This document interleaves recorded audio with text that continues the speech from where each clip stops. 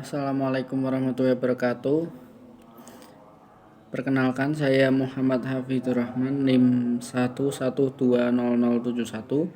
Di sini saya akan menjelaskan sejarah peradilan pada masa Rasulullah hingga masanya Kesultanan Turki Utsmani.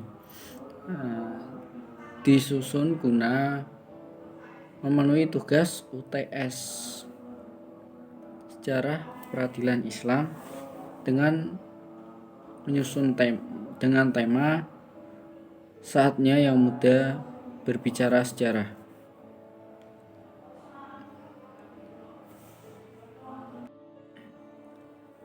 Dimulai dari peradilan pada masa Rasulullah SAW. Setelah Nabi Muhammad diangkat menjadi Rasul, kemudian mulailah beliau menyampaikan risalah dakwah pada penduduk Mekah, terutama masalah akidah selama 13 tahun. Kemudian Allah meminta Rasulullah untuk hijrah ke Madinah dan melanjutkan risalah dakwahnya. Rasulullah di sana dijadikan sebagai pemimpin oleh masyarakat Madinah, baik umat Islam maupun non-Islam. Nabi Muhammad SAW itu merupakan satu-satunya sumber segala permasalahan yang ada di daerah tersebut. Jadi Nabi Muhammad itu sebagai pokok sumber untuk penyelesaian segala masalah. Kalau ada masalah peradilan seperti apalah segala sesuatu yang berkaitan dengan hukum Islam, pasti langsung ditanyakan dan diputuskan oleh Rasulullah. Tidak ada masyarakat yang berani melakukan ijtihad sendiri. Rasulullah memberi fatwa dan menyelesaikan persengketaan, menjawab pertanyaan yang kadang dengan legitimasi atau beberapa ayat dari Al-Quran yang diwahyukan oleh Allah. Pada zamannya Rasulullah ini, proses peradilannya cukup sederhana, yaitu jika ada seseorang yang mempunyai masalah, seseorang itu langsung menemui Rasulullah dan meminta putusan terhadap masalah-masalahnya. Dan modelnya itu berarti tanya jawab, seperti misal ada orang yang bermasalah langsung menanyakan di tempat tersebut, langsung dijawab oleh Rasulullah dengan bahasa yang bisa dipahami. Lalu sumber hukum pada masa Rasulullah ini adalah wahyu dalam Al-Quran dan ijtihad Rasulullah dalam beberapa hal ketika tidak terdapat nasnya secara eksplisit dalam Al-Quran. Selanjutnya, peradilan pada masa Khulafaur Rasyidin. Pasca Nabi Muhammad wafat, status Rasulullah tidak dapat diganti oleh siapapun. Akan tetapi kedudukan Rasulullah sebagai pemimpin kaum muslim harus digantikan, sebagaimana diketahui dalam sejarah bahwa Khulafaur Rasyidin itu merupakan pengganti atau pemimpin pengganti yang bijak dan pintar. Untuk Khulafaur Rasyidin sendiri ada 4, yaitu Abu Bakar As-Siddiq, Umar bin Khattab, Utsman bin Affan, Ali bin Abi Thalib. Kemudian yang pertama, peradilan pada masa pemerintahannya Abu Bakar As-Siddiq. Pemerintahan peradilan pada masa pemerintahan Abu Bakar As-Siddiq relatif masih sama dengan apa yang terdapat pada masa Kanjeng Nabi. Tidak ada suatu perubahan yang signifikan dalam lapangan, disebabkan karena tidak adanya memerangi sebagian kaum yang murtad meninggal Rasulullah dan kaum pembangkang yang tidak menunaikan zakat atau urusan politik pemerintahan lainnya. Di samping itu, merasakannya kekuasaan Islam pada masa itu. Lalu peradilan yang kedua adalah pada masa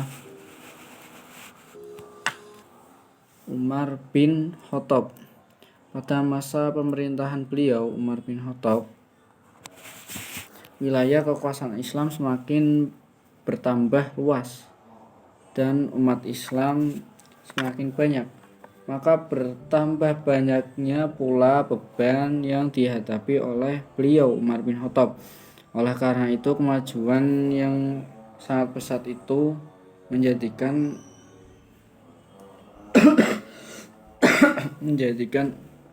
Umar bin Khattab harus menjadikan atau memilih qadhi atau hakim untuk menyelesaikan perkara masyarakat. Dan pada masa ini Umar bin Khattab memisahkan kekuasaan eksekutif dan yudikatif, yang dirasa amat mendesak di masa Umar bin Khattab tersebut.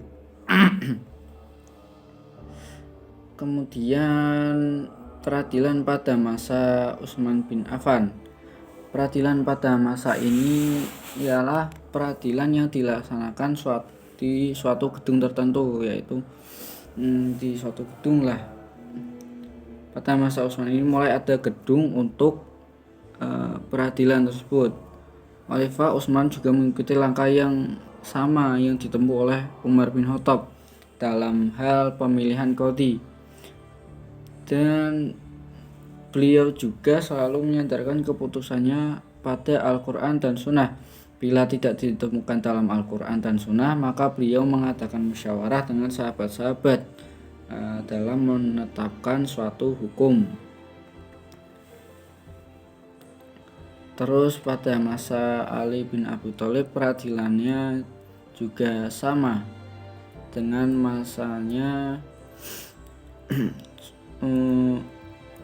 khalifah-khalifah yang terdahulu, yaitu menetapkan hukum di antara manusia. Ketika Ali bin Abi Thalib berada di Basrah, dia mengangkat Abdullah bin Abbas sebagai gantinya di Madinah dan mengangkat Abu Aswad ad-Du'ali dalam masalah pemerintahan di Basrah sekaligus dalam peradilan.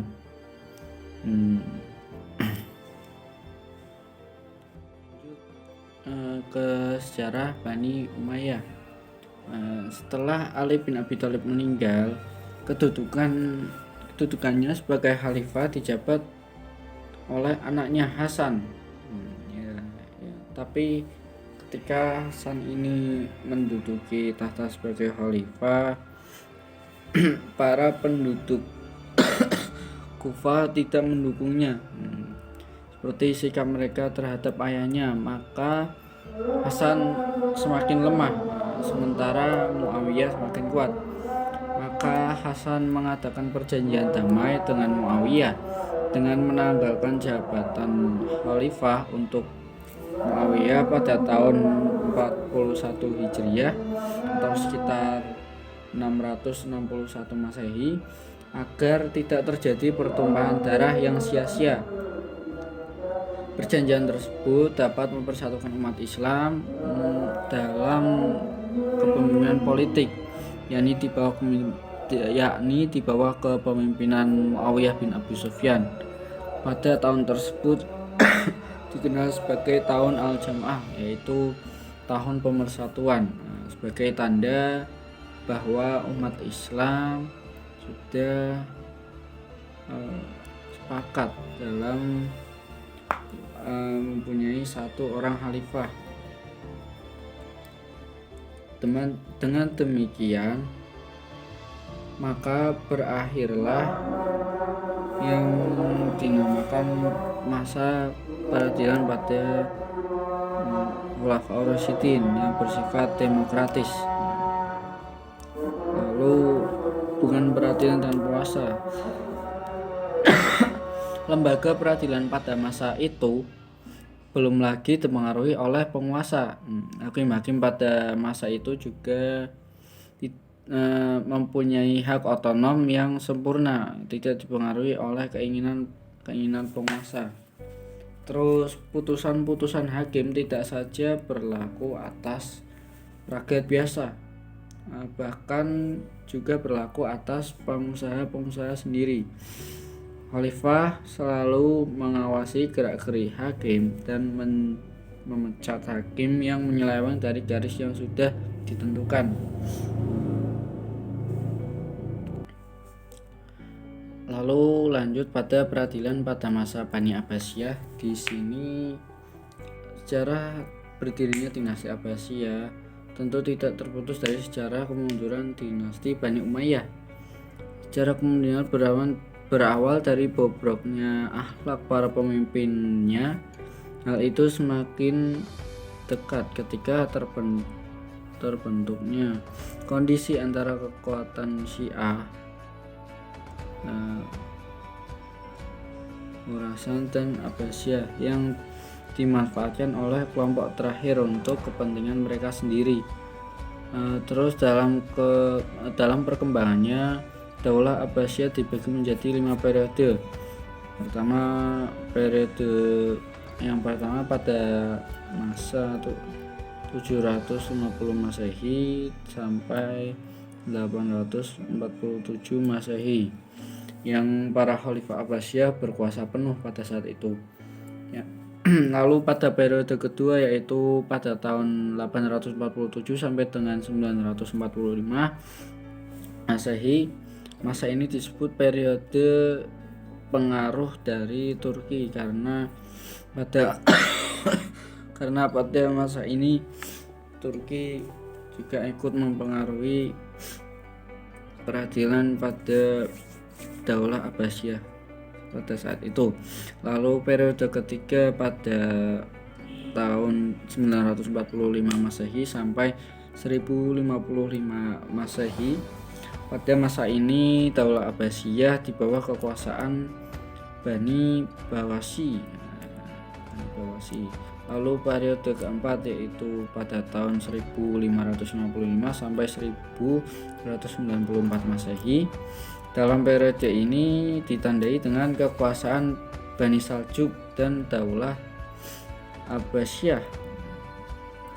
Lalu pada periode kelima pada tahun 1194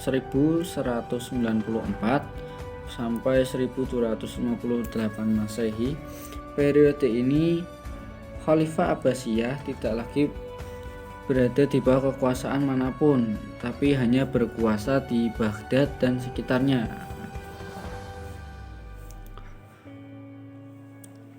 Lalu lanjut ke pada sistem peradilannya Turki Utsmani. Pada masa ini memiliki 2 kewenangan peradilan yang dibagi menjadi 2 jenis, yaitu pertama qadhi, yang kedua sudiyah. Maksudnya qadhi itu kewenangan hukum atau peradilan syariah. Kalau sudiyah merupakan kewenangan yang dalam hukum yang non syariah. Lalu ada qadhi al-qudud yang membawahi atau mengepalai.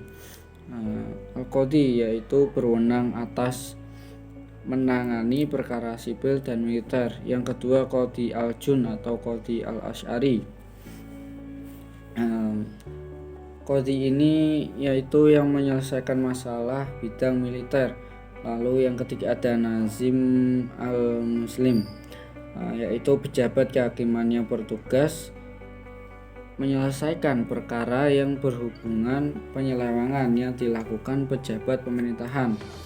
Lalu bentuk-bentuk peradilannya antara lain yaitu nomor 1 mahkamah biasa atau mahkamah rendah, yang tugasnya untuk menyelesaikan perkara pidana atau perkara pidana dan perkara pidata.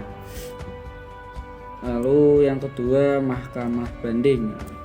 Mahkamah ini tugasnya meneliti dan mengkaji perkara yang berlaku. Lalu yang ketiga ada mahkamah tinggi, yang bertugas untuk memecat para qadhi yang terbukti melakukan kesalahan. Lalu nomor 4 adalah mahkamah agung. Mahkamah agung ini langsung dibawahi oleh pengawasannya dari sultan. Mungkin cukup sekian yang dapat saya sampaikan, kurang lebihnya mohon maaf. Wassalamualaikum warahmatullahi wabarakatuh.